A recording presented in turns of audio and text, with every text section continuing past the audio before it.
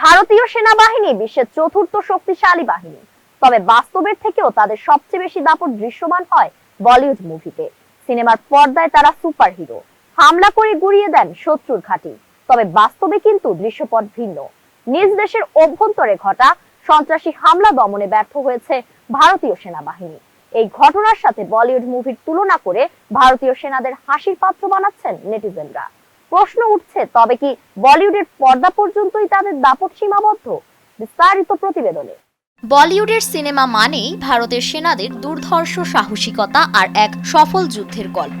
সেখানে একাই লড়ে যায় হিরো, কখনো টাইগার হয়ে, কখনো বা শেরশাহ রূপে। দেশের সীমানা পেরিয়ে শত্রুপক্ষের আস্তানায় ঢুকে পড়ে তারা, মুহূর্তে গুড়িয়ে দেয় জঙ্গি ঘাঁটি। এসব সিনেমায় ভারতীয় বাহিনীকে এমন পরাক্রমশালী করে দেখানো হয় যেন তারা বিশ্বের সবচেয়ে দক্ষ ও শক্তিশালী বাহিনী। তবে বাস্তবেও কি তাই?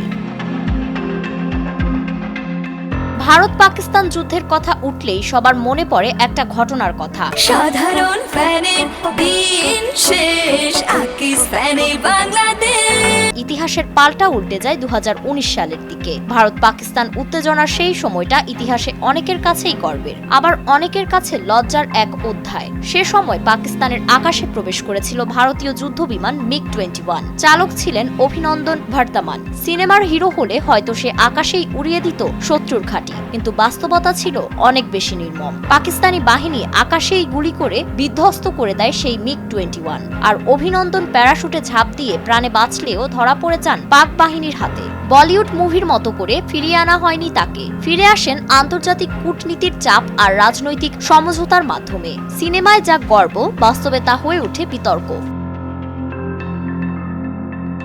2025 সালে আবারও আলোচনায় এসেছে অভিনন্দনের এই ঘটনা। সামাজিক যোগাযোগ মাধ্যমে হাসির খোরাক বয়ে যাচ্ছে তাকে নিয়ে। সম্প্রতি ভারতের সুইজারল্যান্ড খ্যাত কাশ্মীরের পেহেলগামে ঘটে গিয়েছে ভয়াবহ সন্ত্রাসী হামলার ঘটনা। এই ঘটনায় বন্দুকধারীর গুলিতে নিহত হয়েছেন 26 পর্যটক। তবে ভারত নিজেদের গোয়েন্দা ব্যর্থতার কথা তুলে না ধরে পাকিস্তানের দিকে আঙুল তুলেছে। বিবিসির প্রতিবেদনে বলা হয়, ভারতের গোয়েন্দা সংস্থার কাছে আগেই তথ্য ছিল পেহেলগামে সন্ত্রাসী হামলার ঘটনা ঘটতে পারে। তবুও দেশটির অন্যতম পর্যটন স্পটে নিরাপত্তা বাড়ানো হয়নি। এ ঘটনায় সামাজিক মাধ্যমে নিরাপত্তা বাহিনীর উপর ক্ষোভ ঝাড়ছেন ভারতের মানুষ। অনেকেই প্রশ্ন তুলছেন, হামলার সময় নিরাপত্তা বাহিনী কোথায় ছিল?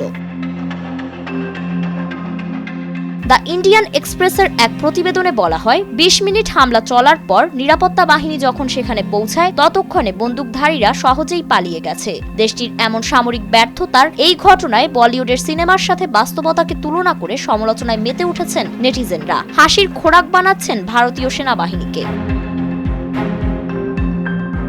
অনেকেই বলছেন, যদি বলিউডের হিরো সত্যিই বাস্তবে থাকতেন তাহলে হয়তো এই 26টি প্রাণ বেঁচে যেত। হাস্যরসের মধ্যেও উঠে এসেছে গভীর বেদনা। ভারতীয় সেনাবাহিনীর এই ব্যর্থতা কি শুধুই তাদের দুর্বলতা, নাকি কোনো অভ্যন্তরীণ ষড়যন্ত্র?